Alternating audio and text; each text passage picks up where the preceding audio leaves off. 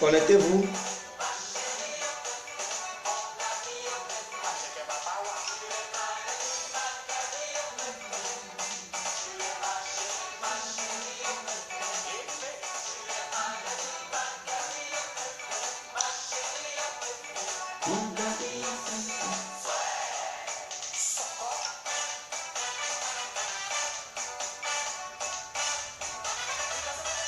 Dansez, hein. C'est le grand Mewe à Wall of War.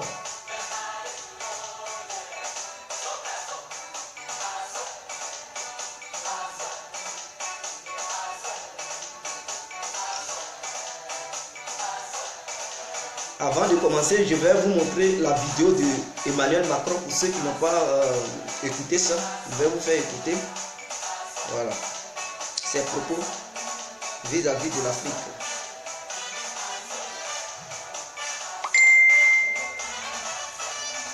Excusez-moi pour le retard, mais voilà. On va commencer tout de suite. Ne vous inquiétez pas. Bon, je pense que nous allons essayer de commencer. Je vais mettre la musique, voilà. Ça ne va pas trop crier. Comme ça, nous allons faire notre vidéo. Voilà. Je vais vous montrer la vidéo de monsieur Emmanuel Macron d'abord. Avant qu'on commence. Je vais vous faire écouter cette vidéo. Pour ceux qui n'ont pas écouté ça, ils vont écouter Macron. Ils vont l'écouter. Voilà.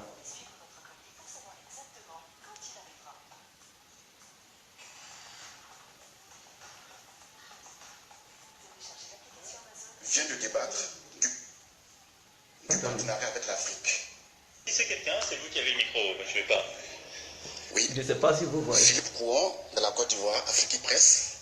Le G20 vient de débattre du partenariat avec l'Afrique. On a vu le plan Marshall avec l'Europe qui a coûté près de 150 milliards de dollars aujourd'hui pour une conversion. Concrètement, combien les pays du G20 sont prêts à mettre, en tout cas dans l'enveloppe, pour sauver l'Afrique? Et quelle sera la contribution de la France? Alors, je vais vous dire, je ne crois pas une seule seconde à ce genre de raisonnement. Pardon d'être aussi direct. Il y a eu plusieurs enveloppes qui ont été données. Alors, vous savez, nous avons, soit nous, soit dans nos équipes, les champions du monde de l'addition de milliards. Ça fait d'ailleurs des décennies qu'on vous promet des plans Marshall pour l'Afrique et qu'on les a d'ailleurs décidés et faits. Donc, si c'était aussi simple, vous l'auriez constaté. Le plan Marshall, c'était un plan de reconstruction matérielle dans des pays qui avaient leurs équilibres, leurs frontières, leur stabilité. Le défi de l'Afrique, il est totalement différent, il est beaucoup plus profond, il est civilisationnel aujourd'hui. Quels sont les problèmes en Afrique? Les États faillis, les transitions démocratiques complexes, la transition démographique qui est, je l'ai rappelé ce matin, l'un des défis essentiels de l'Afrique. C'est ensuite les routes des trafics multiples qui nécessitent des réponses aussi en termes de sécurité et de coordination régionale. Trafic de drogue, trafic d'armes, trafic humain, trafic de biens culturels. Et c'est le fondamentalisme violent, le terrorisme islamiste. Tout ça aujourd'hui mélangé crée les difficultés de l'Afrique, en même temps que nous avons des pays qui réussissent formidablement, un taux de croissance extraordinaire qui fait dire à certains que l'Afrique est une terre d'opportunités. Donc si nous voulons une réponse cohérente à l'Afrique et aux problèmes africains, nous devons développer une série de politiques qui sont bien plus sophistiquées qu'un simple plan Marshall et des milliards accumulés. Partout où le secteur privé peut s'impliquer, il doit s'impliquer, nous devons l'orienter. C'est ce que nous sommes agréés avec la Banque mondiale. En matière d'infrastructures essentielles, d'éducation, de santé, là, il y a un rôle pour le financement public et c'est dans ce cadre que nous devons agir. C'est notre responsabilité. En matière de sécurité, partagez la nous devons vidéo, agir s'il vous plaît. en lien avec les organisations régionales africaines. C'est ce que, par exemple, la France fait avec l'opération Barkhane au Sahel, mais plus largement à travers ce que nous avons installé dimanche dernier au G5 Sahel. Développement, sécurité. Et ensuite, il y a une responsabilité partagée. Le plan Marshall que vous voulez pour l'Afrique, c'est aussi un plan qui sera porté par les gouvernements africains et les organisations régionales. C'est par le biais d'une gouvernance plus rigoureuse, de la lutte contre la corruption, d'une lutte pour la bonne gouvernance, d'une transition démographique réussie. Quand des pays ont encore aujourd'hui 7 à 8 enfants par femme, vous pouvez décider d'y dépenser des milliards d'euros, vous ne stabiliserez rien. Donc, le plan de transformation, en quelque sorte, que nous devons conduire ensemble, en tenant compte des spécificités africaines, par et avec les chefs d'État africains. C'est un plan qui doit prendre en compte nos propres engagements sur l'ensemble des chantiers que je viens d'évoquer, mieux associer public et privé, et doit se faire de manière beaucoup plus régionale, parfois nationale, dans la durée. C'est la méthode qui a été retenue là, c'est ce que nous faisons partout où nous sommes engagés. J'aurai l'occasion dans quelques semaines d'y revenir plus en détail. Mr. President, Jacob von Oxford World Future Council, you said specifically that... Bon, vous savez, je dis, je suis parfaitement d'accord avec M. Emmanuel Macron, le président de la République française. D'autres, ils seront choqués pour dire pourquoi est-ce que tu dis que tu es d'accord? Pourquoi? Parce que l'Africain, il a tendance à voir toujours le mal partout. Ce monsieur a tenu ses discours. Je vois des Africains qui font des posts à l'aide de cette vidéo pour dire Macron il est mauvais, Macron il est ceci, mais Macron il vient de dire la vérité aux Africains. Il vient de nous dire la vérité. Comment est-ce que dans un pays, ou bien dans un continent, dit le continent africain, la corruption est devenue vraiment une chose normale en Afrique? Comment est-ce que vous pouvez comprendre cela? Est-ce que c'est Macron qui demande à nos leaders de piller l'économie de leur pays, même si la France a sa part de responsabilité, mais la France donne aussi du crédit. La Banque mondiale, qui dit la Banque mondiale, dit la France, dit les Américains. Ils donnent du crédit à nos dirigeants. Quand des présidents comme M. Alassane Dramane Ouattara, ils s'arrêtent devant la chaîne nationale pour dire le FMI nous a donné tel nombre de milliards, 300 milliards, 400 milliards pour monter des projets et on ne sait même pas où vont ces milliards. Nous allons encore accuser la France? Non. On sait que Ouattara, il nous endette. On sait que les différents présidents de l'Afrique endettent les pays africains. Mais quand ils prennent ces dettes, où est-ce qu'ils investissent? Voilà le problème. Donc nous ne pouvons pas rester là toujours accuser la France. Là, je salue vraiment Macron parce qu'il a été franc, il a été cohérent et il a été objectif envers les Africains. Donc, s'ils veulent comprendre, qu'ils comprennent. Parce que la corruption prend de l'ampleur et les dirigeants africains, ils trouvent normal que la corruption soit une chose légale. Essayons de voir. Un ministre, par exemple, en Côte d'Ivoire, soit il est payé à 8 millions de francs CFA par mois, d'autres sont payés à 7 millions de francs CFA par mois. Le président de la République en question, il est payé à 15 millions par mois. Mais en Côte d'Ivoire, on voit qu'un ministre, nommé ministre cette année, l'année prochaine, vous allez voir dans son compte bancaire, il a déjà au moins, s'il n'a rien, il a déjà 3 milliards. Attendez, mais je veux savoir si ce dernier, il est payé 1 milliard par mois. Calculons ensemble pour voir. Est-ce que 7 millions, ou on suppose que ce ministre, il touche 8 millions par mois. Nous allons multiplier 8 millions par 12, parce que dans l'année, il y a au moins 12 mois. Donc nous allons faire les calculs pour voir combien est-ce que ce ministre par an, il devrait gagner. Voilà, combien il devrait gagner. Donc nous allons multiplier 8 millions, multiplié par 12. 8 millions, 3, fois 12.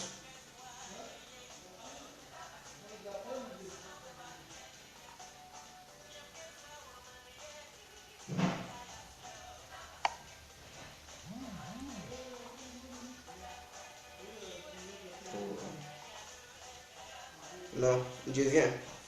Excusez-moi.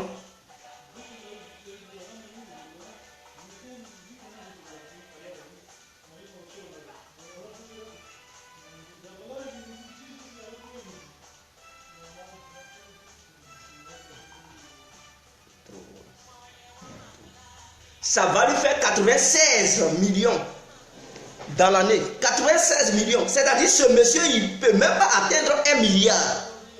Il ne peut même pas atteindre 1 milliard. Parce que pour atteindre 1 milliard est égal à 1000 millions. Vous comprenez? 1000 millions. Donc ce monsieur, si un ministre en Côte d'Ivoire, on suppose que non, son haut salaire c'est 8 millions par mois. Donc dans l'année, il doit avoir 96 millions. 96 millions dans l'année. Il ne peut même pas atteindre parce qu'il n'atteint même pas 1000 millions. Mais comment se fait qu'en Côte d'Ivoire, un ministre qui est simplement un ministre, il a au moins dans l'année 3 milliards. Et le président en question, il fait sa bouche, il ne demande même pas à ce ministre où sont quittés tes milliards. Parce que tu es payé à 8 millions, ou soit tu es payé à 7 millions francs CFA par mois. Et dans l'année, on voit qu'il y a 8 milliards. Il n'y a même pas de justice. Et nous passons notre temps à accuser la France. Mais ce n'est pas la France qui met l'argent dans les mallettes pour amener ça en Europe ici. Pour mettre ça dans les banques en Suisse. Pour mettre ça dans les banques en Europe. Ce n'est pas la France qui charge l'argent dans les mallettes de nos ministres. Par exemple, en Côte d'Ivoire, ils ont attrapé un ministre de M. Alassane Ouattara ici, à l'aéroport de France. À l'aéroport de France. On le trouve avec beaucoup de millions. Pour ne pas dire des milliards. Et Ouattara, il a été cette affaire. Il n'a même pas parlé de la justice et il trouve que c'est normal. Et nous voulons grandir dans un continent qui va être un continent émergent. Mais réfléchissons un peu.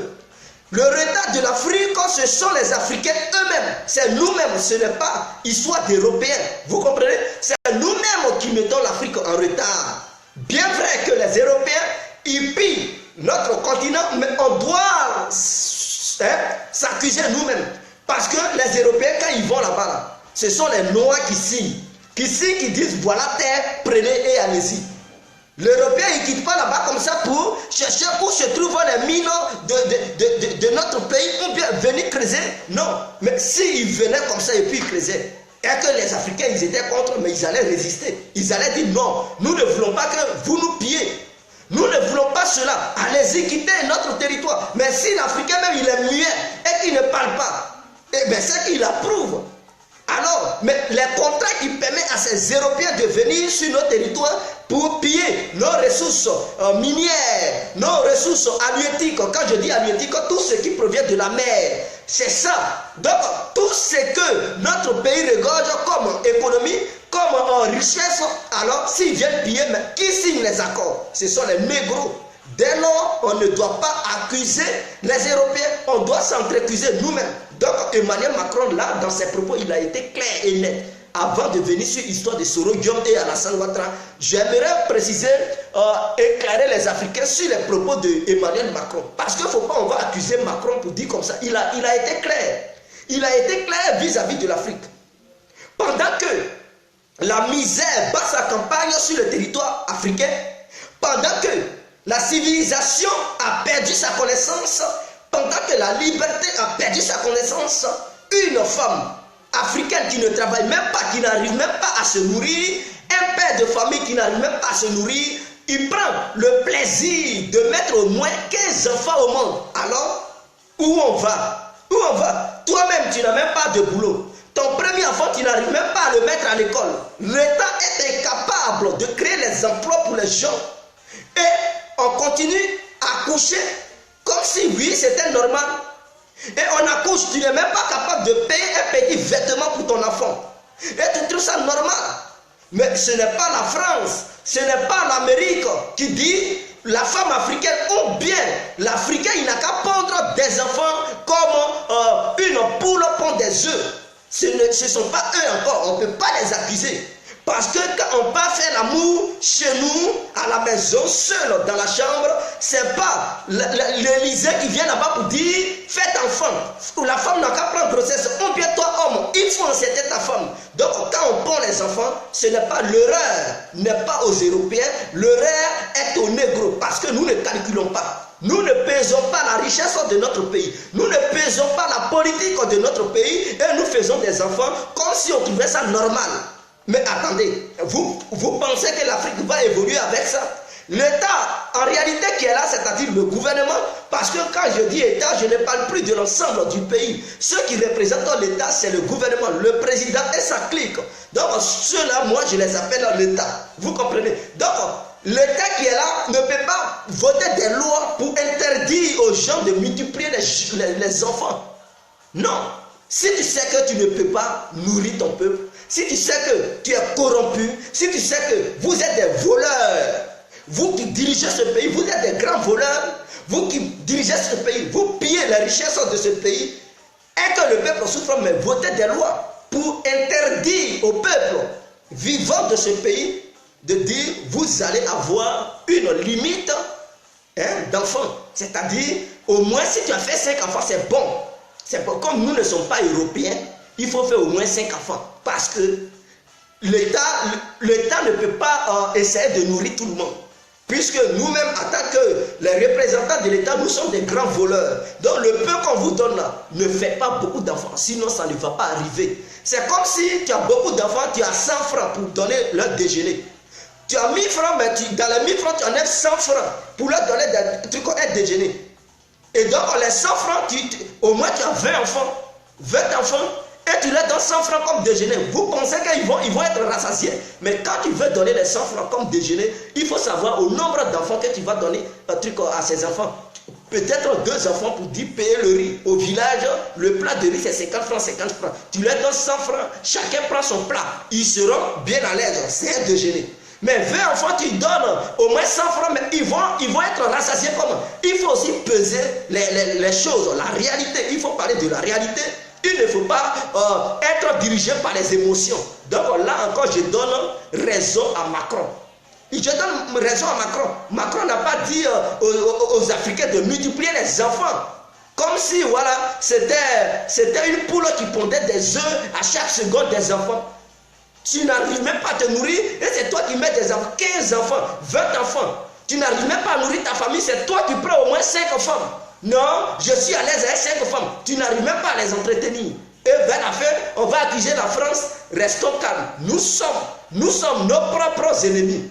Les Africains, ils sont leurs propres ennemis. Il faudrait que cela soit clair dans les oreilles de chaque citoyen africain et chaque citoyenne africaine. Là, je suis d'accord avec M. Emmanuel Macron. Concernant le développement de l'Afrique, mais il a dit, eux, ils décaissent des milliards. On ne peut pas dire qu'ils mentent. Pendant qu'ils nous pillent, mais nos dirigeants, ils partent prendre des crédits. On a vu plusieurs fois, je prends parce que je connais la Côte d'Ivoire, je prends le cas de Ouattara. On sait qu'il a parcouru l'humanité entière, le monde entier, dans le but de prendre crédit. Donc, il a pris crédit jusqu'à la Côte d'Ivoire est surendettée. Mais faisons le bilan. Tous les crédits que Ouattara a pris là, il ne peut pas nous dire c'est pont qui relie Makori avec Okoko là qui a pris tout l'argent. Parce que pour faire un pont là, ça coûte combien de milliards? C'est combien de milliards? Ouattara, il va nous dire c'est 100 milliards pour le pont là, c'est 100 milliards. Ou bien, c'est combien de milliards Ouattara a investi dans l'histoire des ponts là? Parce que nous savons que Ouattara, quand il vient en Côte d'Ivoire, il dit la Banque mondiale nous prête 300 milliards. Ça, peut-être dans ce mois. Le mois prochain, il dit la France nous donne 500 milliards. Mais il a toujours dit, on lui a donné tellement de milliards et qu'il a des relations extérieures, des relations internationales, que non, quand il part quelque part, on lui donne des milliards. Mais les milliards qu'on donne à Ouattara là-haut, il ne peut pas dire, c'est la petite réalisation seulement qu'il va dire aux Ivoiriens que non, tout cet argent qu'il a pris pour endetter la Côte d'Ivoire, c'est rentré dans le pont. Non, il ne peut pas nous dire. Parce que tous ces crédits qu'il a pris, ça peut pas, tout l'argent ne peut pas rentrer dans le pont. Le pont, ça ne peut pas être aussi coûteux que ça. Ouattara, où tu as mis l'argent là? Ce n'est pas les petites routes qu'il fait là, ce n'est pas là-bas l'argent, tout l'argent là va rentrer. C'est-à-dire qu'il prend crédit, mais sans compter la richesse même de la Côte d'Ivoire. Parce qu'il ne faudrait pas qu'on oublie. L'argent qui rentre en Côte d'Ivoire chaque jour, ce sont des milliards. L'argent, le business sur le cacao, le business sur les planteurs ivoiriens, le cacao, l'anacade, le café, palmier à huile, tout ça, l'État ivoirien a ses mains dedans. Maintenant, ne comptons pas d'abord les ressources minières, l'or, manganèse, bauxite, le fer et tout ça. La Côte d'Ivoire vend et qui contrôle, c'est Alassane Ouattara. C'est le pouvoir qui contrôle tout ça. Ça fait rentrer des milliards, sans compter le port de la Côte d'Ivoire et l'aéroport. L'argent que ça rentre, ça fait rentrer à chaque jour, mais ce sont des milliards. Donc l'économie intérieure de notre pays, sans compter ça vaut des milliards. Maintenant, les crédits qu'il part prendre à l'extérieur de la Côte d'Ivoire, mais ce sont des milliards. Tout cet argent, Ouattara, il met ça où? Sans compter les impôts que chaque citoyen ivoirien et même les étrangers vivant en Côte d'Ivoire payent à longueur de journée. Tout cet argent, Ouattara, il met ça où? Mais il faudrait qu'on soit clair à un moment donné. Donc, on ne peut pas accuser toujours les Européens pour dire c'est eux qui prennent l'argent. Non, ils prennent, bien vrai, ils prennent, mais ils nous laissent un peu. Le peu qu'ils nous laissent, on met ça où? Mais le problème est au chef de l'État et ses ministres, les maires. Parce qu'ils n'ont aucun projet, ils ne vont rien faire, ils ne font rien. Ils blaguent le président. Le président leur file des enveloppes. Donne-moi 1 milliard, je vais bitumer cette route, cette voie. On lui donne les milliards et il met sur papier, c'est déjà bitumé.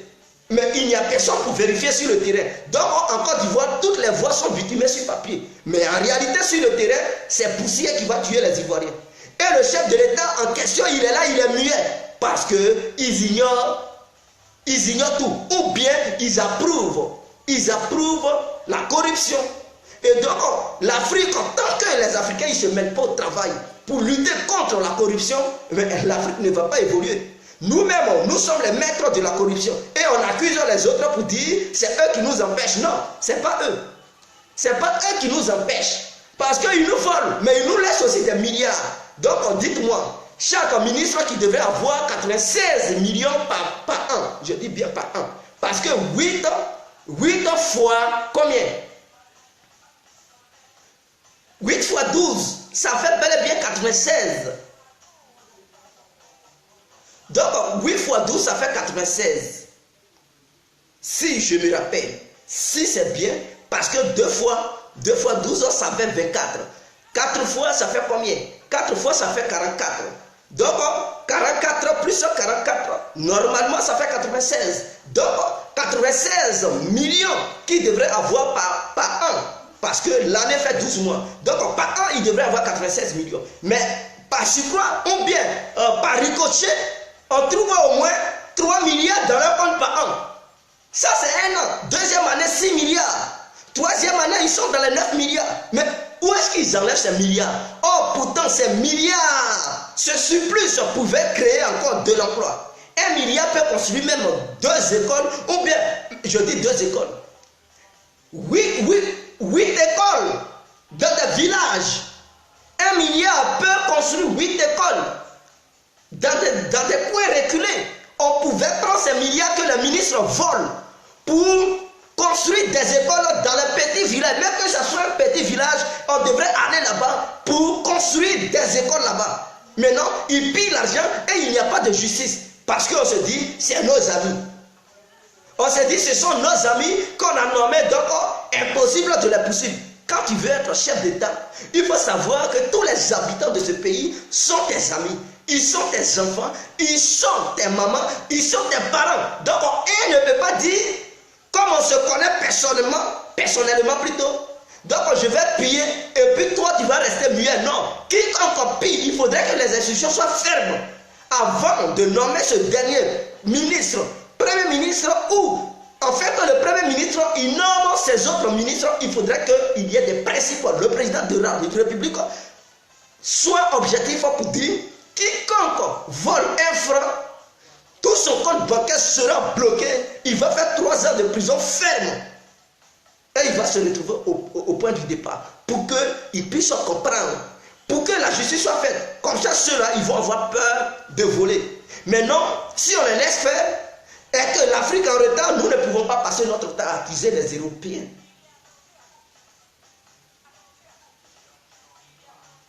Nous ne pouvons pas accuser les Européens. Vous comprenez? Donc le problème, c'est Ouattara et son gouvernement. C'est tous les gouvernements qui viennent en Côte d'Ivoire. N'oublions pas que Feu Félix Houphouët-Boigny, notre premier président de la République de Côte d'Ivoire, la France pillait la Côte d'Ivoire, mais malgré ça, ce monsieur a réussi à bâtir la Côte d'Ivoire.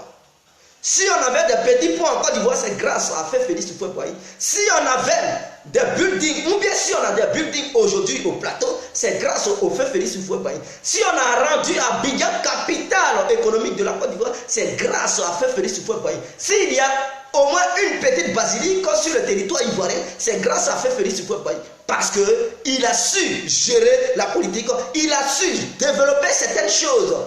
Il a su gérer le pays. Malgré le pillage des Européens, Houphouët-Boigny a bâti le pays. Mais vous, c'est le même. Mais aujourd'hui, l'économie de la Côte d'Ivoire même a évolué. Ça a développé.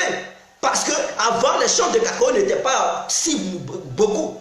Mais aujourd'hui, les gens ont fait beaucoup de champs de cacao. Mais il y a un acade qui vient encore d'apparaître. Et la Côte d'Ivoire est la première productrice d'anacade. Alors, tout ça là, ça va où? On vient d'extraire maintenant le pétrole ivoirien. Parce qu'au temps de Feu Félix Houphouët-Boigny, le pétrole ivoirien n'était pas encore extrait. Mais sous les nouveaux gouvernements que nous voyons aujourd'hui, mais ils sont là extraire le pétrole ivoirien. Mais tout cet argent, vous mettez ça où? Au moment où les Ivoiriens devraient mieux se nourrir, c'est là maintenant ils souffrent. On doit revoir notre politique. Et nos femmes qui pondent des enfants comme un truc, on doit revoir ce cas. On doit les revoir. Il faudrait qu'on soit clair. Il faudrait qu'on soit clair. Donc, M. Macron, réellement, je le salue face à ce passage. Et l'argent, moi, je ne vais pas dire qu'ils n'ont pas donné l'argent aux Africains. Ils ont bien donné de l'argent aux Africains parce que Ouattara est réellement le témoin. Et il est la référence. Pas parce que lui nous a dit, on lui a donné tellement de milliards que voilà, que la Côte d'Ivoire allait être un pays émergent en 2020. Mais on ne voit toujours pas l'émergence en 2020. Donc, Macron, il n'a pas menti. S'il dit qu'ils ont donné crédit aux pays africains, mais j'approuve. Histoire du plan Marshall qu'ils ont fait ici en Europe. Mais les Africains, ils attendent encore la France à mener ce même plan là-bas. Mais attendez, c'est la France qui va vous dire, faites comme ça. Non, mais si vous voulez coopérer entre vous, vous allez attendre l'aval de la France. Regardez-moi ces genres de choses. Regardez-moi des gens qui posent ces genres de questions. C'est la France qui te demande de manger placali avant de manger. C'est la France qui t'oblige à manger cabato avant de manger. C'est la France qui te dit, il faut faire champ de cacao avant de faire. Mais si tu sais que le plan Marshall, ici en Europe, ça marche, mais à vous de prendre des décisions en Afrique. À vous de prendre des décisions. Ou bien vous n'êtes pas des humains. Vous n'êtes pas des humains. Vous faites cela pour protéger votre continent. Donc, si vous voulez tricher un plan qui a été mis en place ici en Europe, mais faites de même en Afrique. Faites de même en Afrique. Mais vous ne voulez pas. Non. Et quelle est la participation de la France? Mais vous me faites honte, les Africains. C'est la France qui va évoluer, développer notre pays, ou bien notre continent. Vous rêvez, hein? Vous rêvez. C'est l'Africain lui-même qui va développer son propre continent. La Chine n'a pas eu besoin de la France pour développer aujourd'hui la Chine. La Chine n'a pas eu besoin de l'Amérique pour développer aujourd'hui la Chine. Ce n'est pas les Américains, ce ne sont pas les Français qui ont aidé les Chinois à se développer. Mao, il n'avait pas besoin de tout cela. Il s'est replié sur lui-même. Il s'est concentré, il a mis son peuple au travail. Et il savait que la population chinoise était tellement nombreuse qu'ils ont voté une loi pour dire que les Chinois ne doivent plus faire assez d'enfants. Parce qu'ils comparent le taux de natalité et le nombre des citoyens chinois à leur économie au sein du pays chinois. Ils regardent leur économie et ils regardent combien d'enfants qui doivent naître chaque année, afin que cette économie puisse aider tous les Chinois et toutes les Chinoises. Et ils ont voté une loi pour dire qu'il ne faut pas aller au-delà de ça. Il ne faut pas faire assez d'enfants pour que l'argent puisse vous suffire. Donc les Chinois, ils sont 1 milliard quelque chose, mais ils se suffisent. Et en Chine, ils profitent tous de la richesse chinoise. Mais en Côte d'Ivoire, nos dirigeants sont des corrompus, des grands voleurs, et ils ne votent pas des lois pour interdire que les hommes et les femmes mettent des gens au monde, beaucoup d'enfants. Ce n'est pas concours, mes frères. Le seul enfant qui peut avoir un seul enfant, il peut réussir. Si tu as les moyens, bien, ok, il n'y a pas de souci. Tu peux faire autant d'enfants que tu veux. Mais si tu n'as pas les moyens, il faudra que tu regardes combien d'enfants tu dois faire pour que tu puisses lutter pour sauver ces enfants. Il faudra que cela soit clair. N'accusons pas les Européens, accusons nous-mêmes. Histoire de France CFA encore. On veut créer notre monnaie. Mais tu chantes, tu veux créer ta monnaie. Qui a mis code dans ton cou pour ne pas que tu crées ta propre monnaie? Qui a mis code dans ton cou? Mais les Ghanéens, ils ont vu que ça ne les arrangeait pas. Ils ont créé leur propre monnaie. Les Guinéens, ils ont vu que cela ne les arrangeait pas. Ils ont créé leur propre monnaie. Le Nigeria a vu que cela ne les arrangeait pas. Ils ont pris la décision de créer leur propre monnaie. Tous ceux qui étaient contre le Cap Vert ont vu que non, il fallait quitter au sein du franc CFA. Le Cap Vert a bâti sa propre monnaie. Aujourd'hui, le Cap Vert ne fait plus partie de la zone franc CFA. Vous comprenez? Donc, il y a des pays qui ont pris conscience. Mais vous êtes là, franc CFA. C'est une monnaie coloniale. Mais si c'est une monnaie coloniale, tu fais quoi? Tu fais quoi? Il faut prendre la décision. Un homme, c'est celui qui prend la décision. Un homme, c'est pas celui qui chante. Quand tu finis de chanter, qu'est-ce que tu dois faire? Tu finis de raisonner, qu'est-ce que tu dois faire? Il faut maintenant les actions, les actes sur le terrain. Ce n'est pas encore la France qui va venir vous proposer une monnaie encore pour dire ça c'est bien, voici une bonne monnaie qui ne sera pas fabriquée par les Français et donc c'est une monnaie de l'indépendance. Et vous pensez, vous attendez ça? Non, rêvez. Parce que eux, le franc CFA les arrange. Donc, en aucun cas, ils vont venir devant vous pour dire faites votre monnaie. Non, à vous de prendre les décisions, à vous de prendre, avoir une bonne vision pour bâtir une monnaie. Si les Africains ils sont trop fâchés, parce que je vois plusieurs présidents africains qui sont contre le franc CFA. Mais s'il y a deux présidents de deux pays différents, ou bien 3 présidents de 3 pays différents de l'Afrique, mais pourquoi ils ne se mettent pas ensemble pour battre une monnaie unique? Pour que, oui, l'échange se passe entre ces pays-là et aussi chercher des relations en dehors de l'Europe. Parce que l'Europe n'est pas le seul continent dans ce monde. Il y a plusieurs continents dans ce monde. Si la France ne veut pas reconnaître votre monnaie, mais un autre pays va reconnaître votre monnaie. Il faut multiplier la diplomatie. Vous êtes là, non, les Français sont mauvais, mais encore vous allez accuser la France. Vraiment, je suis désolé. Les experts français qui sont au sein des différentes banques africaines, les 3 banques de l'Afrique, mais pourquoi c'est la France qui va dire bon, on ne veut plus envoyer des experts là-bas, on veut les retirer? Vous pensez qu'ils ont cette volonté? Les Français, ils n'ont pas cette volonté. À vous de prendre les décisions pour dire, comme vous dites, cette monnaie appartient aux Africains, le franc CFA. Bon, on ne veut plus voir des experts français au sein de ces banques. Vous les chassez. Vous allez attendre encore, les Français eux-mêmes, ils vont chasser leur propre truc représentant, mais vous raisonnez mal. Hein. Vous plaisantez. Ce n'est pas la France qui va les chasser. C'est aux Africains. Donc, si vous n'êtes pas prêts, n'accusons pas les Français. Ne les accusons pas. Parce qu'eux, ils ont pris la décision de mettre ces gens-là là-bas. À vous de prendre aussi les décisions pour dire ces gens-là, on ne veut pas d'eux. Voilà ça. Soit tu veux, ou tu ne veux pas. Donc, si vous ne voulez pas, n'accusons pas ceux-là.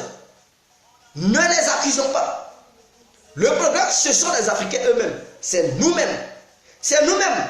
Au lieu de chercher, au lieu de passer notre temps à chercher à développer la technologie, on passe notre temps à prier Dieu. Oh Dieu, oh Dieu, oh Dieu. Mais le temps que tu prends pour aller prier Dieu, tu cries, oh Dieu, oh Dieu. Si tu prenais ce temps pour te mettre au travail, pour faire des recherches sur la technologie, je pense que l'Afrique allait être un continent sauvé aujourd'hui.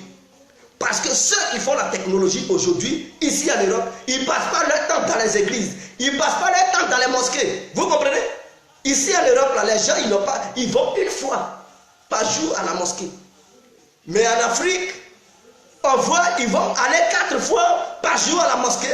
En Afrique, on voit les gens, ils sont dans les églises. Ils ne vont même plus à la maison. Et vous voulez que l'Afrique évolue? Le temps que tu devrais prendre pour faire des recherches scientifiques, mathématiques, tu prends ce temps et tu es là, tu adores seulement le Dieu. Mais attendez, si Dieu réellement, ce que vous priez, s'il faisait des miracles, mais qu'il fasse des miracles pour que les Africains qui meurent de la famine fassent des miracles. Pour que ces Africains puissent avoir de la nourriture. Que Dieu, que vous priez là, qu'il fasse des miracles. Pour que les Africains, ils puissent être indépendants. Eux-mêmes, ils puissent s'autosuffire. Eux-mêmes, pourquoi Dieu il ne fait pas ce miracle? Pourquoi celui que vous adorez, il ne fait pas ce miracle? Vous mentez, hein? Dieu, il ne communique pas avec un être humain. Vous devez savoir cela aujourd'hui. Dieu, il n'a pas besoin des Écritures. Ce n'est pas le Dieu des papiers qui nous ont proposé là. Ce n'est pas lui qui est Dieu. Dieu, il n'a pas le temps de dialoguer avec un être humain que je suis, que tu es. Il n'a pas ce temps-là. Dieu, il parle avec l'âme qui n'est plus animée par le corps humain. Il faudrait que vous le sachiez. C'est-à-dire, Dieu, il peut causer avec ton âme. Lorsque ton âme n'est plus au sein de ton corps que tu as, là, Dieu, il n'est pas un être humain. Dieu, il est différent. Il est différent de tout ce que nous pouvons voir, de tout ce que nous pouvons observer. Donc, Dieu n'a pas le temps de révéler ses connaissances en un être humain. Il t'a donné le cerveau, c'est pour user de ça et raisonner. Il sait que tu connais le mal et tu connais le bien. À toi de raisonner. Il n'a plus le temps de te révéler quoi que ce soit. Donc les écritures qu'on vous a proposées, c'est pour faire endormir nos consciences. Et puis eux, pendant ce temps que nous prions, que nous partons dans les mosquées, dans les églises, eux ils passent leur temps, ce temps-là, ils prennent ça et ils développent des technologies pour essayer de contrôler nos propres pensées. Ils essaient de contrôler nos propres pensées, nos propres raisonnements, parce qu'ils ont déjà réussi à l'aide des Écritures. Ils nous ont eu. Voilà, à partir des Écritures, ils nous ont eu. Ils cherchent encore à développer des systèmes pour nous introduire des puissances dans le corps, pour nous diriger comme des marionnettes, des manèges. Voilà, ils vont nous diriger. Ils vont te dire, va à gauche, tu vas à gauche. Et dans ça, tu vas encore. Mais pendant qu'ils font ces recherches, nous on fait quoi? L'homme noir il fait quoi? Le négro fait quoi? La négresse fait quoi? Réveille-toi. Ce n'est pas le Dieu de papier qui va te sauver. Mais plutôt, c'est en communiquant, c'est en parlant ouvertement, parce que la parole a été la base de toutes choses. Pour prier ton Dieu, il faut parler. Il faut parler. Adresse-toi à ton Dieu. Dieu, il ne va pas te parler, mais adresse-toi à lui. Quiconque dit Dieu l'a parlé, c'est le diable qui le parle, qui se fait passer par Dieu. Je vous le dis aujourd'hui, vous ne connaissez rien, je vous le dis aujourd'hui, réveillez-vous.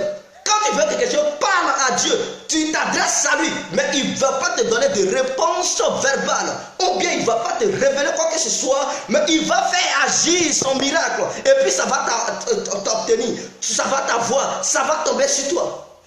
Vous comprenez? C'est comme ça Dieu il fonctionne.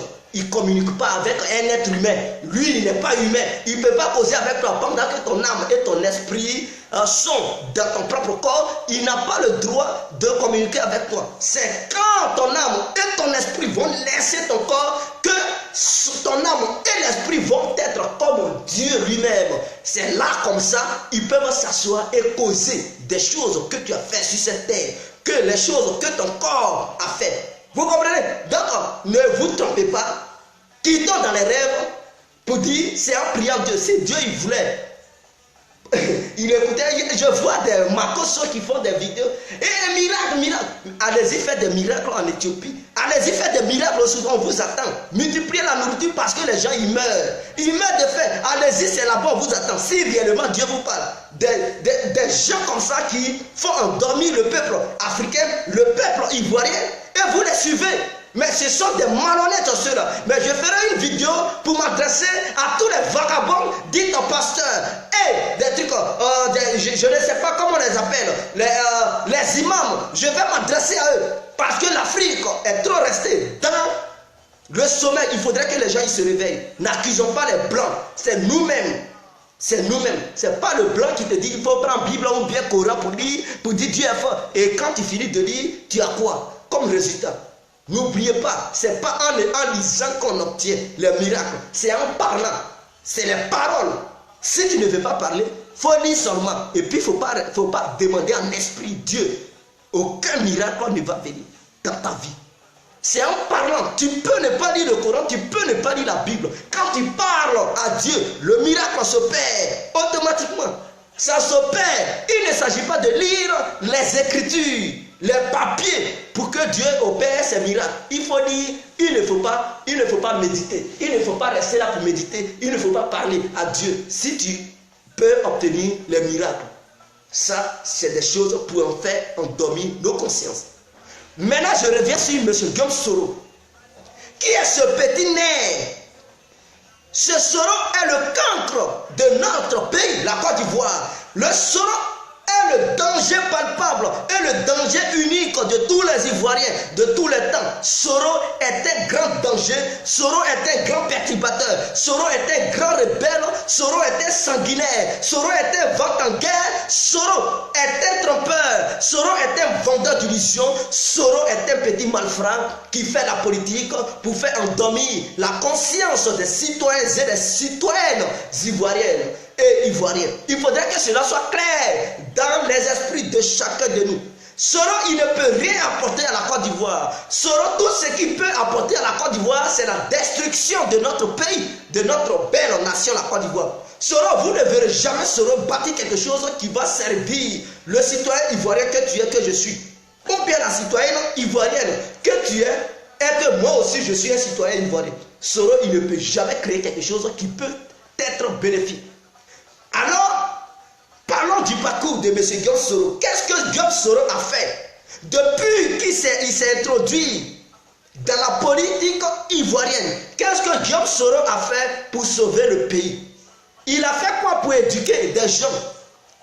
Mais non, son bilan a été toujours négatif. Avec un tel individu, un tel danger, un tel cancre, nous ne pouvons pas suivre Guillaume Soro dans ses bêtises.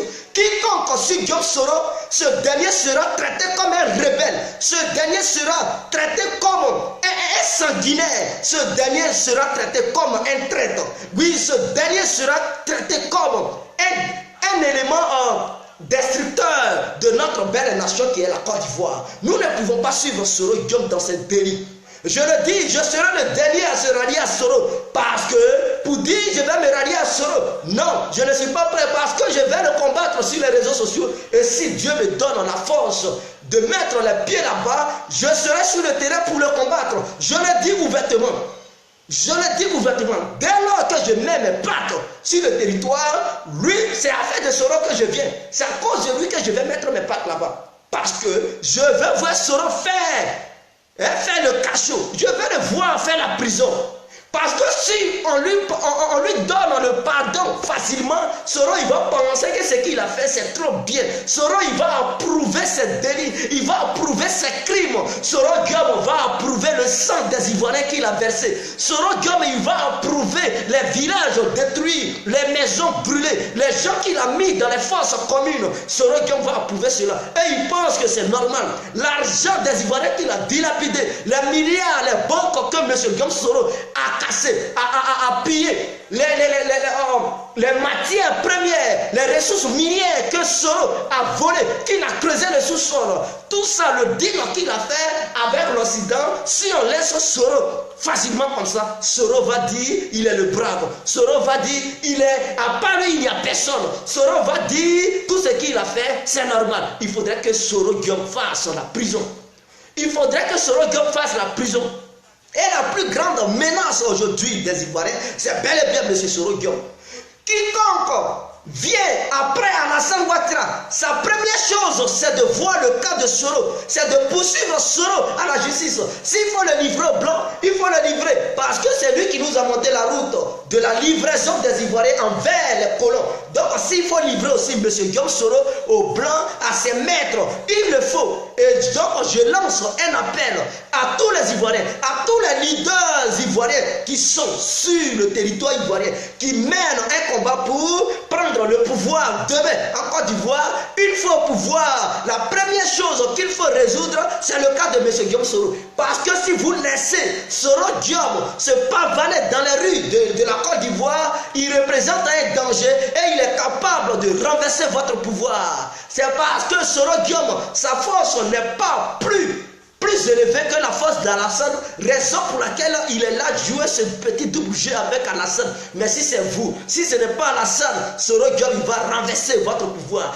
Alors dès lors que vous venez au pouvoir, attrapez le cerveau. Et le cerveau, c'est bel et bien Soro Guillaume. Les autres, ce sont des gens, ce sont des énergumènes, ils ne peuvent rien faire. Une fois Soro Guillaume est arrêté, une fois la tête du python est matée, alors la queue ne pourra plus rien faire. Une fois la tête du varan est détruite, alors la queue va se pavaner, mais elle ne pourra plus rien faire. Mais lorsque la tête n'est pas touchée, la queue peut frapper très fort. Oui, donc mes frères et mes parents ivoiriens, dès lors que vous venez au pouvoir, le premier des cas, c'est d'arrêter immédiatement Guillaume Soro sans tabou. Parce que lui, il n'aime pas les discussions. Soro Guillaume a été quelqu'un qui n'a jamais aimé les discours. Asseyons-nous et discutons. Cela ne fait pas partie de sa philosophie. Cela ne fait pas partie de sa vision. Donc, il faut arrêter Soro Guillaume. Et moi, je vais militer pour que Soro Guillaume, je puisse le voir au sous-sol de camp pénal de Bouaké. Prison de Bouaké, là, au sous-sol. Je veux le voir là-bas. Les gros moustiques vont le bouffer. Il va connaître la valeur de la prison. Je ne parle pas de la Maca où on le met et les élèves militaires pour essayer de le libérer en moins d'une semaine ou en moins de 2 semaines. Je ne parle pas de cette prison. Je parle du camp pénal de Bouaké ou bien au sous-sol de la Maca. Je parle de là-bas. Il faut mettre ce monsieur là-bas ou bien il faut le livrer aux Occidentaux. Parce que c'est lui qui sait livrer les gens aux Occidentaux. Il faut le livrer là-bas immédiatement. Comme nous ne savons pas tuer, il faut le mettre quelque part. Il va connaître les conséquences de la prison. Comme ça, ce monsieur, une fois libre, il va comprendre que la barbarie n'est pas bien. Et que quand tu es en erreur, et que ceux-mêmes que tu es là tués, ils viennent encore vers toi pour te dire, petit, il faut arrêter tes crimes. Allons-y à la paix. C'est-à-dire tu tues les gens de l'Ouest, tu assassines les familles d'autrui, et ces mêmes familles que tu as endeuillées viennent vers toi pour te dire, Soro Guillaume, allons à la paix. Les gens, ils vont à Bouaké, et tu joues encore avec eux. Tu joues encore avec les esprits pour encore les endeuiller plus. Avec un tel élément, qu'est-ce qu'on peut attendre de lui? Mais c'est de pire en pire. Il ne faut plus coopérer avec Soro. Il ne faut plus coopérer avec Soro. C'est pas quand il a un problème que lui, il va parler de réconciliation. Quand ses amis ont un problème, qui parlent de réconciliation avec Soro, Soro, il refuse toujours. Soro n'a jamais accordé, il n'a jamais accordé la faveur à l'autre. Quand il s'agit de lui, alors il est prêt à aller à la réconciliation. Parce qu'il sent que sa vie est en danger. Mon frère, c'est comme ça la vie des autres aussi était en danger. Et ils ont essayé de venir vers toi pour parler de réconciliation. Flamme de la paix, mais tu les as doublés, tu les as endeuillés. Pour se laver les mains, M. Soro Guillaume, en 2010, il fallait t'éloigner de cette situation entre Ouattara et Laurent Gbagbo. Il fallait t'éloigner. Mais dès lors que M. Soro Diom prend position pour Ouattara, mais en tant que qui tu prends position? En tant que Premier ministre, les élections ont été organisées. Dès lors qu'on dit qu'il y a un nouveau président, M. Soro Diom, tu n'es plus Premier ministre. C'est un nouveau gouvernement. Pourquoi tu prends position pour te rallier à un autre qu'on dit il a gagné? En tant que qui maintenant tu te rallies à l'autre? Non, en tant que qui? Ça veut dire c'est un coup que tu avais préparé d'avance. Donc, M. Soro Diom, dès lors que tu prends position pour te rallier à Ouattara, pour dire Ouattara a gagné, et je parle en tant que Premier ministre, non, tu ne parlais plus en tant que Premier ministre. Tu parlais en tant qu'un petit citoyen, tu parlais en tant qu'un petit rebelle. Donc, il faudrait que cela soit clair. Tu ne parlais plus en tant que Premier ministre parce que dès lors, on disait qu'il y avait un nouveau président de la République de la Côte d'Ivoire. Et quand toi, tu prends position pour te rallier à l'autre, mais qui t'a nommé? Est-ce que l'autre t'a nommé Premier ministre? Est-ce que c'est Ouattara qui t'avait nommé Premier ministre? Mais je pense que c'est Laurent Gbagbo qui t'avait nommé Premier ministre. Et si tu sais que Laurent Gbagbo avait perdu les élections, pourquoi te rallier à Ouattara pour dire je parle en tant que Premier ministre? Est-ce que c'est Ouattara qui t'avait nommé Premier ministre? Mais M. Soro Diom, ça c'est un coup que tu as joué envers le peuple ivoirien. Donc tu as pris position. Tu as manigancé avec la CPI, tu as manigancé avec l'ONU, parce que qui dit l'ONU dit la CPI. Donc tu as coopéré avec cela pour endeuiller les Ivoiriens. Vous comprenez, M. Soro Diom? Donc il ne faut pas prendre les Ivoiriens comme des sauvages. Il ne faut pas prendre les Ivoiriens comme des animaux. Il ne faut pas considérer les Ivoiriens comme des ignares. Mais Dieu merci, s'il y a d'autres qui sont ignares, tout le monde ne peut pas être ignare. Et nous, les autres qui ne sont pas ignares, nous allons rester là toujours pour rappeler ce que tu prends pour ignare. On va leur rappeler leur propre histoire qu'ils ont vécue.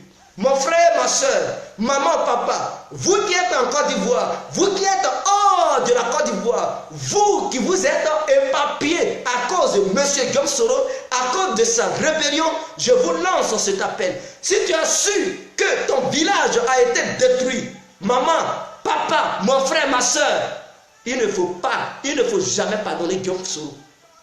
Ce que tu vas faire, la chose est claire et nette. Ce que tu vas faire, il faut vouloir la tête de Guillaume Soro. Quelqu'un ne peut pas assassiner tous tes enfants et te laisser seul. Et encore ce dernier, il va te proposer amitié. Qu'est-ce qu'il te laisse? Il te laisse quoi? Il te laisse quoi? La misère? Il te laisse l'orphelinat? Il ne faut pas jamais pardonner Soro Diom. Tu ne peux pas mettre tes enfants au monde. Et ce dernier, il vient, il assassine tous tes enfants. Et après, il te dit, viens, on va partager le café ensemble. Mais une chose est claire, tout ce que tu vas vouloir de ce dernier, c'est sa tête. C'est de le rendre ce qu'il a fait aussi à tes enfants. Il faut lui rendre cela. Et c'est pour cela que je prêche devant cette caméra. Quiconque voit Soro Diom en Côte d'Ivoire, il n'a qu'à le considérer comme un ennemi numéro 1. Parce que c'est ce dernier qui a fait un livre pour justifier que c'est normal de tuer les Ivoiriens. Qui peut oser faire cela si ce n'est pas Soro Diom? Tu tues les gens, tu brûles le village des gens, tu assassines des milliers de personnes, tu verses le sang des Ivoiriens, tu attaques la civilisation en Côte d'Ivoire, tu détruis la liberté de la presse parce qu'à cause de la rébellion de Soro Diom, aucun Ivoirien et aucune Ivoirienne ne pouvait s'exprimer correctement, ne pouvait dire certains noms, ne pouvait plus prononcer certains noms en Côte d'Ivoire. Prononcer certains noms en Côte d'Ivoire est égal à la mort. Donc la liberté de l'expression venait d'être attaquée par la rébellion de Soro Diom. Et qui est le père de la rébellion? C'est bel et bien Soro Diom. Parce qu'il s'est autoproclamé. Même si on savait que c'est Ibrahim Koulibaly qui était à la base de la formation de cette rébellion, mais dès lors que ce dernier, il ne fait pas une déclaration pour dire qu'il est le père de cette rébellion, et qu'un énergumène comme Soro, le nerf de faire que c'est du coup, il apparaît de nulle part pour se taper la poitrine en disant que c'est normal, que c'est lui qui a fait la rébellion. Il a assassiné, il a endeuillé les Ivoiriens, il a bafoué l'éducation, il a attaqué la liberté, il a attaqué la dignité de la Côte d'Ivoire, il a détruit notre constitution. Parce qu'il voulait ses propres intérêts personnels. Alors, qu'est-ce que vous attendez de celui-là? La paix, vous voulez aller en paix avec ce dernier, mais est-ce que quand vous lui avez proposé d'aller à la paix, est-ce qu'il vous a écouté? Il faudra que cela soit clair. Est-ce que quand vous êtes parti envers Soro Diom pour lui parler de paix, Peut-être qu'à votre tour, il vous a écouté. Maintenant, à son tour, vous allez l'écouter. Il ne faut pas, il va vous prendre comme un bas de tapette. Faut pas, il va vous prendre comme des chiens ou chiennes. Faut pas, Soro, il va vous prendre comme des malhonnêtes, comme des illettrés. Vous n'êtes pas illettrés. Vous n'êtes pas des ignares. Vous n'êtes pas des chiens et chiennes. Vous êtes des êtres humains. Vous êtes étoffés de sagesse. Use de ta sagesse pour combattre Soro Guillaume. Il ne faut pas t'allier à Soro Guillaume. Soro Guillaume est un danger. Même si on dit il faut aller à la réconciliation parce que la réconciliation est une bonne chose. Mon frère, ma soeur, papa, maman, vous pouvez tous et toutes aller à la réconciliation avec tout le monde, mais sauf M. Guillaume Soro. Parce que ce n'est pas la réconciliation de Guillaume Soro qui va relever la Côte d'Ivoire. Il faut attraper ce dernier pour le foutre en prison. C'est ça, il est question de ça. Vous pouvez vous réconcilier avec tout le monde, mais évitez M. Guillaume Soro. C'est un simple être humain. Il n'est pas le Dieu de la Côte d'Ivoire. Soro Guillaume est un diable ivoirien. Il faut combattre le diable. Vous qui partez dans les églises, vous qui partez dans les mosquées, vous combattez le diable, n'est-ce pas? Pourquoi encore signer avec un diable pour dire allons à la paix? Depuis quand Dieu a signé pacte avec le diable pour dire il va à la paix, le diable?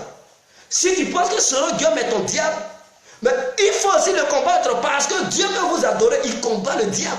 Pourquoi à ton tour tu signes le pacte avec le diable? Tu vas signer le pacte avec le diable et prier Dieu pour dire il n'a qu'à combattre le diable, mais tu es ton propre diable. Si tu penses que tu n'es pas ton propre diable et que tu demandes à Dieu de combattre le diable, mais tu dois d'abord combattre Soro Guillaume parce qu'il est ton diable humain, un diable visuel, un diable visible, un diable intouchable qui est là devant toi qui s'appelle M. Guillaume Soro. Il faut le combattre par tous les moyens. Il ne faut pas donner le temps. Regardez bien mon visage. Je dis le jour où je le vois ici en Belgique et que j'apprends que ce nerf de frère Kessé Doukou, il veut faire une conférence de presse quelque part. Je vais partir lui dire la vérité. J'irai là-bas pour lui dire la vérité. Je ne peux pas avoir peur de lui. J'irai là-bas. C'est en Côte d'Ivoire, il a son pouvoir. Mais en Europe, ici, il ne peut pas avoir le pouvoir. Je vais prendre des gens et on va aller là-bas. Peut-être même gâter sa conférence. Le jour où j'apprends ça, quiconque apprend que Soro Guillaume il veut faire une conférence ici en Belgique, dites-moi, donnez-moi l'adresse de l'endroit où il va faire sa conférence. Je vais prendre des gens, on va aller là-bas, on va gâter sa conférence. Je vous le dis, parce que ce dernier, on ne peut pas négocier avec lui. C'est un rebelle reste un rebelle. Et donc, si la justice cherche des gens, des criminels, alors il faut commencer par Soro Guillaume, parce qu'il est le criminel de tous les citoyens ivoiriens. Si les nordistes, ils ont perdu des gens dans cette histoire de crise, dans cette histoire de gouvernement de Laurent Gbagbo, mais qui est à la base? C'est Soro Guillaume qui vous a monté les têtes pour dire qu'il faut sortir que Laurent Gbagbo est un dictateur. C'est en sortant pour combattre Laurent Gbagbo que d'autres parmi vous ont perdu la vie. Donc si vous avez perdu vos familles, ce n'est pas Laurent Gbagbo, adressez-vous plutôt à Soro Guillaume. Quand quelqu'un il te dit allons-y voler chez quelqu'un, et que vous partez voler et qu'on t'abat, on abat des gens parmi vous, le responsable c'est celui qui vous a dirigé l'endroit où vous devez aller voler. Donc si vous êtes parti là-bas et que certains parmi vous ont perdu la vie, alors à qui vous allez accuser? À qui vous allez accuser? Mais c'est celui qui vous a proposé le deal. Les nordistes, je leur demande de se réveiller. Réveillez-vous. Ne prenez pas Soro Guillaume comme un dieu. Quiconque est nordiste prend Soro Guillaume comme un dieu. Alors quiconque est nordiste qui a perdu un parent dans cette histoire de crise doit avoir comme un ennemi, les supporters de Soro doivent avoir comme ennemi Soro Guillaume en personne. Combattez ce dernier parce que à cause de sa barbarie, à cause de ses intérêts personnels, il vous a pris pour aller vous amener sous les arbres, dans la mort. Il vous a conduit dans la mort. En retour, qu'est-ce qu'il vous a donné, M. Soro Guillaume? Qu'est-ce qu'il vous a donné? Il y a d'autres qui ont perdu les bras, il y a d'autres qui ont perdu les pieds, les jambes, il y a d'autres qui ont perdu des yeux, il y a d'autres, il n'y a plus d'oreilles, il y a d'autres, les cicatrices, on n'en parle pas. Il y a d'autres, ils sont morts. Qui est le responsable? C'est bel et bien M. Soro Guillaume. Cet appel maintenant concerne aux nordistes. Vous les nordistes, vous devez vous réveiller. Vous devez vous réveiller pour combattre ensemble Soro-Guillaume. On est prêt à se réconcilier, mais combattons Soro-Guillaume parce que sans Soro-Guillaume, la Côte d'Ivoire n'allait pas connaître ces dégâts. Parce que l'ampleur de ces dégâts est tellement assez. L'ampleur est tellement assez. Donc on ne peut pas pardonner ce dernier. Vous nous dites ça, moi, en tant qu'un élément de l'Ouest, en tant qu'un élément du Sud, en tant qu'un élément de l'Est, en tant qu'un élément du Centre, nous devons combattre ensemble Soro-Guillaume. On a à partir d'aujourd'hui un ennemi commun, Soro-Guillaume. Quiconque vivait en Côte d'Ivoire aimait bel et bien le général Ibé doit se réveiller pour combattre Soro-Guillaume. Parce que lui qui a tué Ibé, il n'était pas un étranger, il était bel et bien un Ivoirien comme vous, comme moi. Ibé, il a commis des exactions en Côte d'Ivoire. Mais si c'était lui, il allait aller à asseyons-nous et discutons. Ibé, il pouvait aller là. Il pouvait aller là. C'est pas à Ibé ils ont confié les tâches de cette élection présidentielle. C'est bel et bien à Soro-Guillaume. Donc si ces dégâts sont arrivés, c'est Soro-Guillaume qui est le responsable. Il est bel et bien le responsable numéro 1. Donc quiconque aimait le sergent, le général Ibé doit avoir pour ennemi M. Guillaume Soro. Il est l'ennemi numéro 1 de tous les Ivoiriens. Et c'est ce que je dis devant cette caméra. Moi, mes vidéos, à partir d'aujourd'hui, je vais diriger ça vers Guillaume Soro. Je vais diriger mes vidéos vers Guillaume Soro pour interpeller les Ivoiriens. Parce que l'Ivoirien, quand tu ne l'interpelles pas, il oublie vite. Il ne faut pas qu'on oublie. Ce Guillaume Soro, que ça prenne 10 ans, 11 ans, 12 ans, 15 ans, mais un jour, je veux le voir en prison. Voilà mon rêve. Mon rêve envers la politique de Soro, c'est de le voir en prison. Ma vision vis-à-vis de Soro, c'est de le voir être en prison, souffrir comme les autres. Il doit souffrir. Ah oui, il doit assumer sa peine. Parce que ce monsieur, il est sans dignité, sans conscience. Il est inconscient de ce qu'il a fait aux Ivoiriens. Il ne peut pas prendre les Ivoiriens comme des sauvages. J'ai mal au cœur.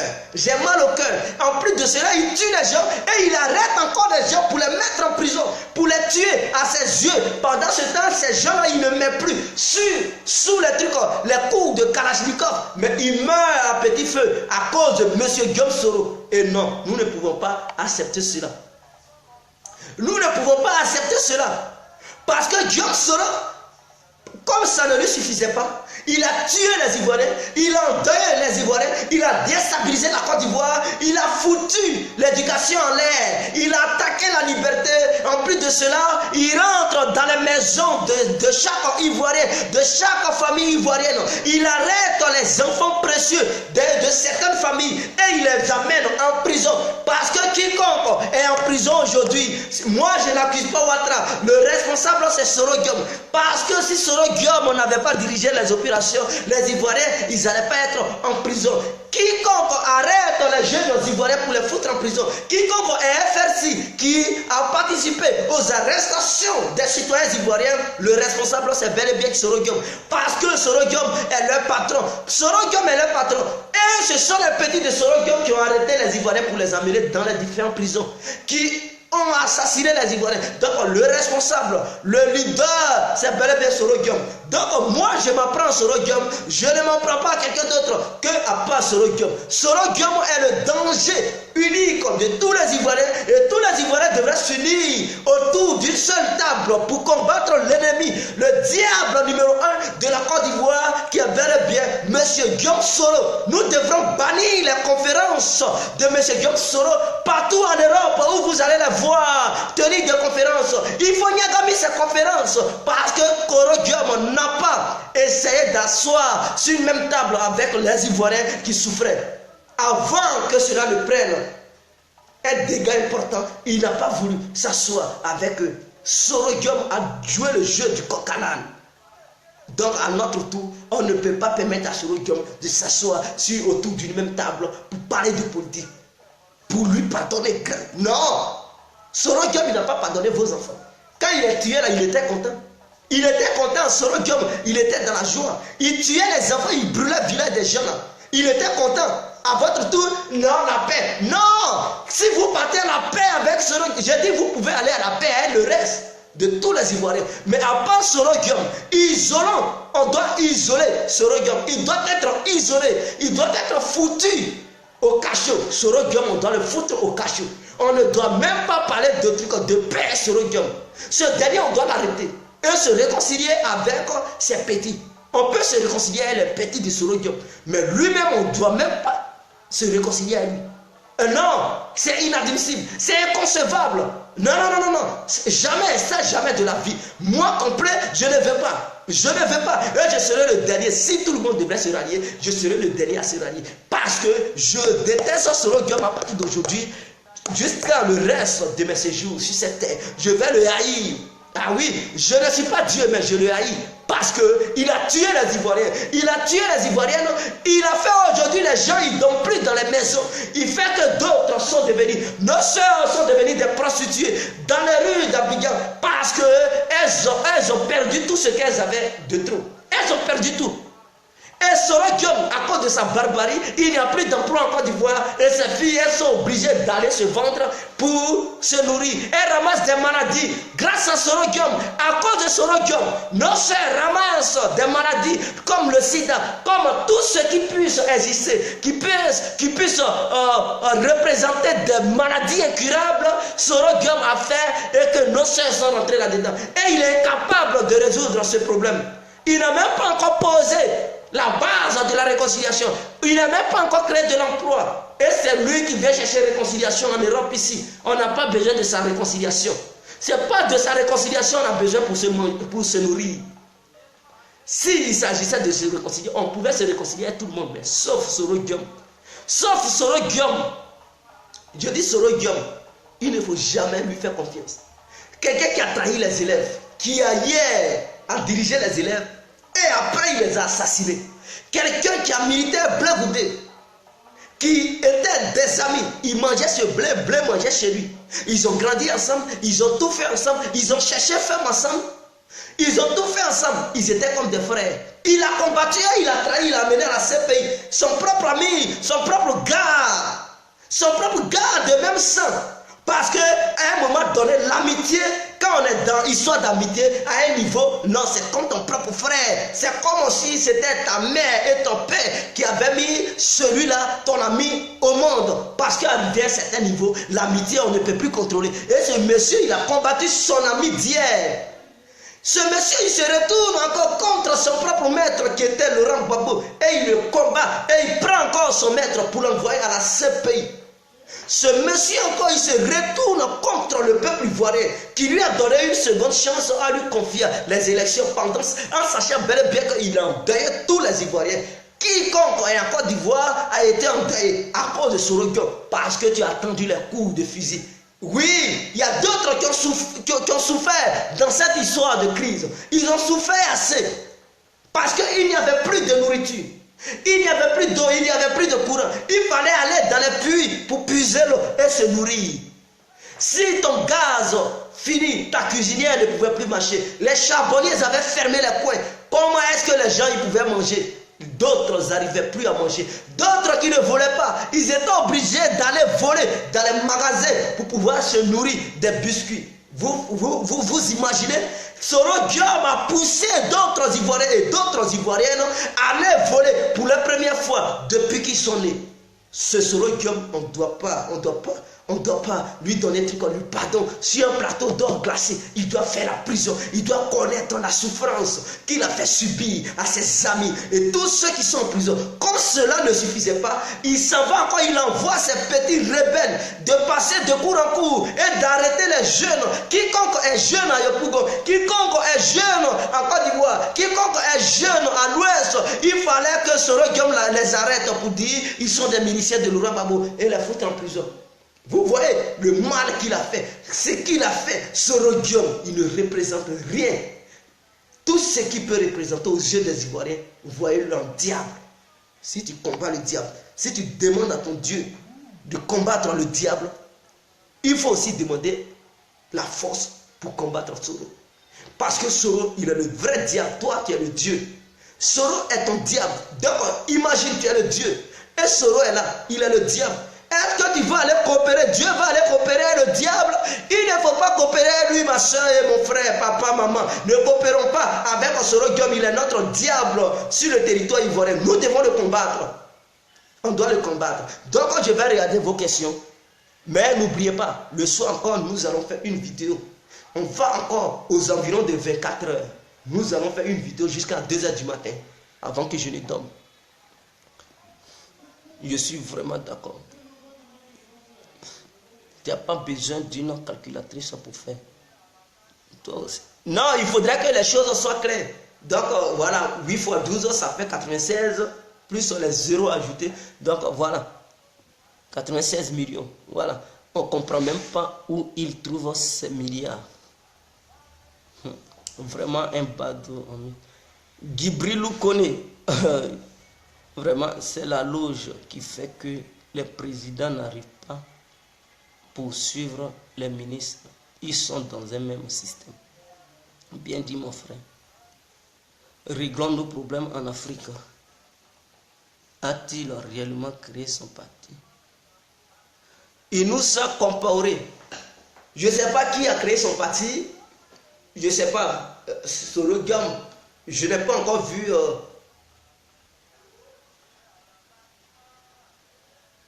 Gassan Boulama.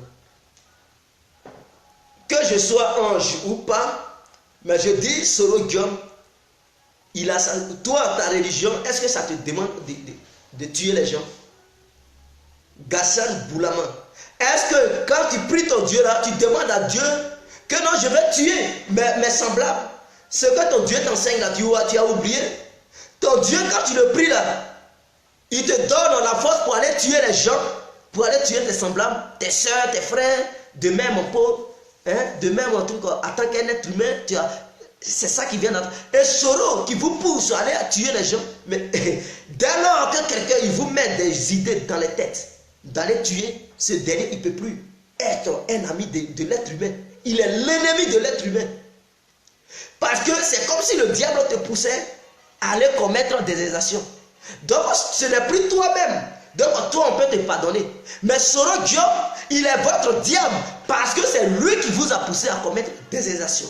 Et dès lors que tu sais que Soro Guillaume il t'a manipulé à un moment donné, il faut te retourner contre lui. Parce qu'il est ton danger. Et si tu mourais là-bas, est-ce que tu t'es posé des questions? De la manière il t'a manipulé. Et si tu mourais sur le terrain, qui perdait? Ce sont tes parents qui perdaient, mon frère et ma soeur. C'est tes parents qui allaient pleurer. Donc le vrai danger, ton danger là, c'est Soro. Si tu mourais, qui allait prendre tes enfants en charge?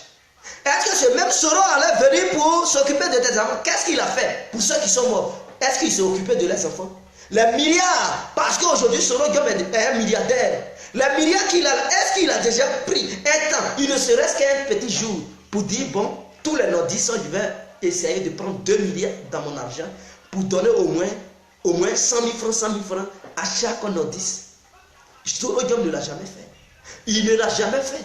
Et il ne pourra jamais le faire. Mais il voulait avoir ces milliards, il fallait qu'il vous utilise. Et si tu mourais, ce sont tes enfants qui vont être orphelins, orphelines. Ta famille va souffrir, ta femme va souffrir. Ou bien, si toi, la femme tu meurs, c'est ton mari qui va souffrir. Les enfants vont rester à la charge du mari. Et imagine, c'est Soro Guillaume qui est le vrai danger. C'est Soro Guillaume qui est ton danger. Parce que c'est lui qui t'a poussé à faire ce que tu ne faisais pas avant. Tu priais ton Dieu, tu travaillais calmement. Tu ne pouvais pas perdre ta vie. Tes enfants ne pouvaient pas souffrir. Mais si tu as perdu tes enfants, qui est venu te dire viens combattre? Qui? Mais lui qui t'a envoyé, c'est lui qui est ton tueur, c'est lui qui est ton diable, c'est lui qui t'aime pas. C'est lui qui t'aime pas. C'est comme si lors de la Deuxième Guerre mondiale ici en Europe, la France part chercher des Africains, des négros en Afrique pour venir combattre. Si ces Africains meurent, tous ceux qui sont morts ici, qui sont ceux qui sont les responsables? Mais c'est la France. C'est la France qui est le diable de ceux qu'elle a menés ici. C'est la France. Parce que si ces gens restaient au pays, ces gens n'allaient pas perdre leur vie. Leurs enfants n'allaient pas être des orphelins. C'est la France qui allait les chercher. Donc le diable de ces gens-là, c'est la France. C'est de même en Côte d'Ivoire. Tous ceux qui ont perdu la vie, c'est Monsieur John Soro, qui est le diable de tous ceux qui ont perdu la vie. Soro et ses chefs de guerre qui sont dans toutes les villes de la Côte d'Ivoire, pillent la Côte d'Ivoire et il va être président. On ne peut pas laisser Soro devenir président. Et c'est pour cela que je lance un appel. Que tu sois du RDR. Parce que Soro lui-même, il n'est pas RDR. C'était un danger. Il va infiltrer le RDR pour détruire. Il a déjà commencé à détruire votre parti. Vous ne voyez pas clair. Ouvrez vos yeux. Je dis ce dernier-là, c'est un danger. Quand il rentre quelque part, il détruit et puis il sort. Il est rentré dans l'histoire de RDR. Du RADP, il est là, détruit ça comme ça. Il est en guerre, il va recruter des gens là-bas et il va penser que c'est normal. C'est un danger. Quand il rentre quelque part, il détruit. Lui, sa philosophie, c'est la destruction. C'est la destruction. Il veut détruire. Ce n'est pas quelqu'un qui construit, c'est quelqu'un qui détruit. On ne peut pas coopérer parce que nous voulons un continent émergent. Nous voulons bâtir notre nation, la Côte d'Ivoire. On ne veut pas bâtir une nation dans la destruction. Partout où il y a le représentant d'un destructeur de la destruction, on ne peut pas bâtir une nation constructive.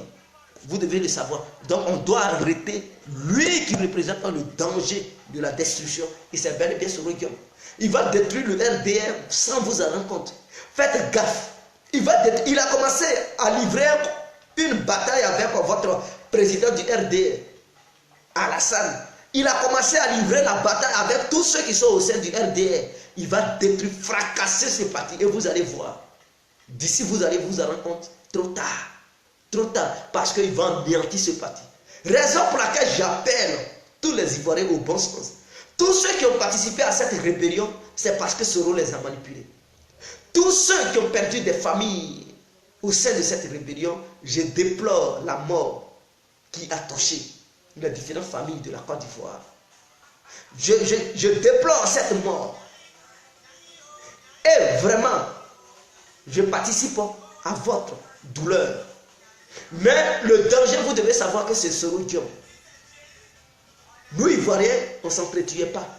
S'il y a un problème, on pouvait s'asseoir, discuter, trouver un terrain d'entente, un consensus.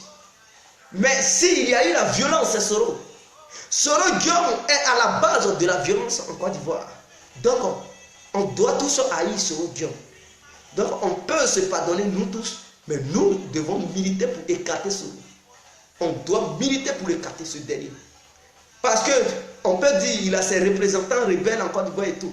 Mais le cerveau, si on arrête le cerveau, le reste va avoir peur. Voilà, son mouvement va être fracassé. Son mouvement, c'est comme IB. Soro a tué IB. Vous savez, les militants du IB, ils se sont évadés dans la nature. Ils sont au sein de... Beaucoup ne les connaissent pas, mais il y a d'autres qui sont infiltrés, il y a d'autres qui sont hors du territoire ivoirien. Donc, si on arrête Soro, ces éléments ne peuvent rien faire. Comme il y a ces éléments partout, pour ne pas que ces éléments le libèrent de la prison, on le prend et puis on l'envoie dans un pays voisin. Un pays voisin. On peut même l'amener au Ghana pour l'enfermer là-bas. On le met en prison au Ghana. Parce que là-bas, c'est bien sécurisé, c'est bien surveillé. Ou bien, on peut le prendre pour l'amener au Kenya. On l'envoie au Kenya. Ou bien, on le prend, on l'amène en Afrique du Sud. On l'enferme là-bas. Ou bien, on le prend, on l'amène en Zimbabwe chez un truc comme Mugabe. Le vieux Mugabe va bien le gérer là-bas.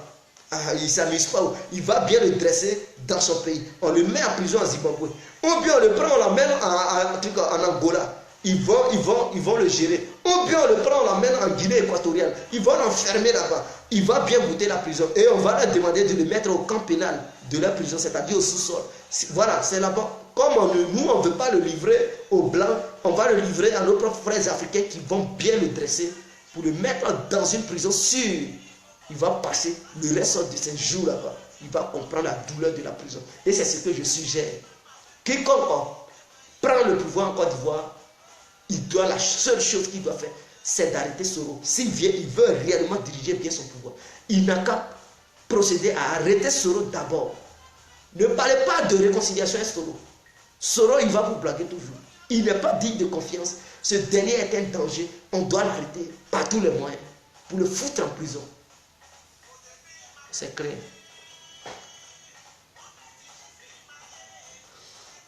Je te parle de la Côte d'Ivoire, va être béni toujours par Dieu. Tous ceux qui sont démons seront ratissés. Si Dieu a permis, seul va diriger. Gassaboulamo.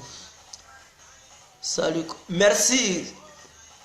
L'île est belle, ça y est, soudain. Donc, c'était l'incontournable guerre complet. À ce soir, à 24 h, il y aura une vidéo et on va rester là jusqu'à, je dis 24 h de la Belgique, c'est-à-dire à 22 h de l'Afrique de l'Ouest, bien sûr. Donc, à 22 h de l'Afrique de l'Ouest, à 24 h d'ici. Et on va peut-être faire 2 heures ou bien 1 heure de temps. Nous allons parler de comment les Africains doivent faire pour sortir du système colonialiste. C'est-à-dire, si on veut créer notre propre monnaie, quels sont les trucs, les avantages qu'on doit mettre de nos côtés. Si on veut évoluer, parce qu'aujourd'hui, si tu n'as pas une force de dissuasion, tu ne peux pas négocier d'égal à égal. Voilà. Les autres, ils vont se foutre de toi et tout ça. Or, dans le monde dans lequel nous sommes, il ne s'agit pas d'amitié. C'est les intérêts qui lient les pays. Donc, chaque pays défend ses intérêts. Alors, si tu es faible militairement, aucun autre pays ne va respecter tes intérêts. Il va vouloir, dans tes propres intérêts, il va vouloir t'arracher tes intérêts pour mettre ça à ses côtés. Donc, nous allons parler de ça à 24 h de la Belgique jusqu'à 2 h du matin. C'était l'incontournable, bien compris. Vive la Côte d'Ivoire, vive le peuple ivoirien, vive le peuple africain en ensemble. Ciao, ciao.